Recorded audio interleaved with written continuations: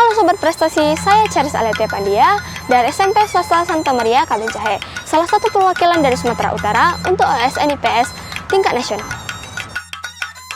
Di era 5.0 ini, persoalan pertanian semakin merumit. Menurut Badan Pusat Statistik, faktor penyebabnya misalnya alih fungsi lahan, peminat jadi petani semakin menurun, teknik budidaya kurang presisi, modal semakin tinggi, dan seterusnya.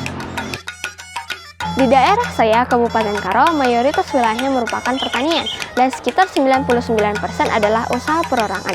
Mahalnya pupuk kimia termasuk pupuk kalsium membebani para petani. Padahal kalsium merupakan salah satu unsur yang dibutuhkan tanaman. Di saat yang sama, sampah cangkang telur belum dilirik para petani sebagai alternatif sumber kalsium. Tujuan pembuatan video ini adalah untuk menunjukkan bahwa sampah cangkang telur dapat diolah supaya bernilai jual tinggi dan juga ramah lingkungan. Kalsium atau Ca merupakan unsur hara makro sekunder bagi tanaman. Makro karena dibutuhkannya dalam jumlah besar, sekunder karena tidak wajib, terutama jika tanah belum sering ditanami. Akan tetapi, jika tanah sudah sering ditanami, kalsium ini bahkan dapat menjadi kebutuhan makro primer yang sama pentingnya dengan nitrogen, fosfor, dan juga kalium. Ada beberapa jenis kalsium, yaitu kalsium nitrat, kalsium amonium nitrat, kalsium sulfat, kalsium klorida, dan juga kalsium karbonat. Kalsium tersebut dapat dimanfaatkan tanaman dalam bentuk ion C2+. Sampah yang mengandung kalsium misalnya cangkang telur, cangkang kerang, tulang ikan atau tulang hewan, dan bambu kayu keras. Cangkang telur dapat menjadi sumber kalsium karena mudah didapatkan dan kalsiumnya juga lebih cepat diserap oleh tanaman dibandingkan yang lain. Ada dua manfaat utama kalsium. Pertama, unsur pembangunan. Kalsium berperan dalam pembentukan dinding sel. Dinding sel memerlukan kalsium untuk mencegah kerusakan fisik dan memastikan struktur tanaman kokoh. Kedua, unsur pengangkut. Kalsium membantu transportasi nutrisi dan air dari akar ke bagian-bagian tanaman melalui pembuluh tanaman. Singkatnya, kalsium berguna bagi metabolisme tanaman supaya tumbuh sehat dan produktif.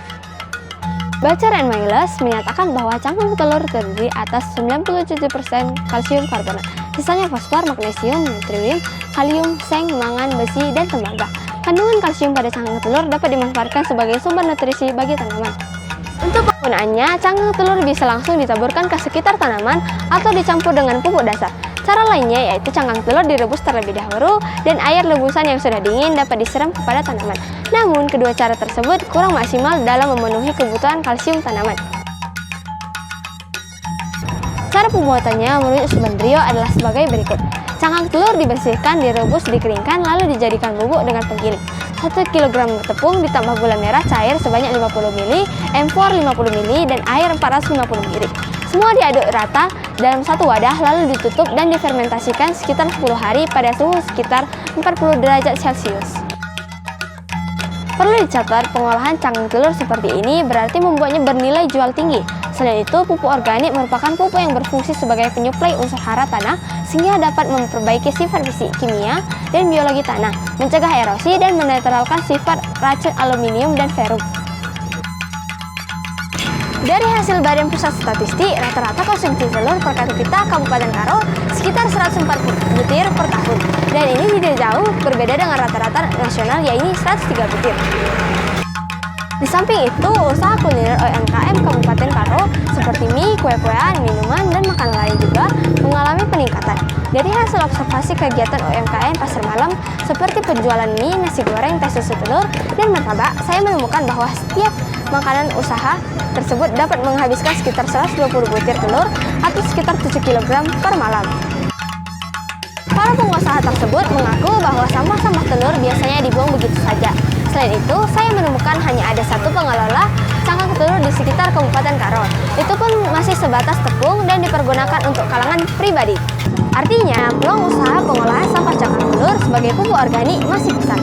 Dari penelitian Sandrina Hasibuan, usaha pembuatan pupuk organik cangkang telur dapat memberi keuntungan hingga 50%. 1 kg tepung dapat menghasilkan 7-8 botol pupuk dengan volume 500 ml dan modal sekitar Rp5.000 per botol.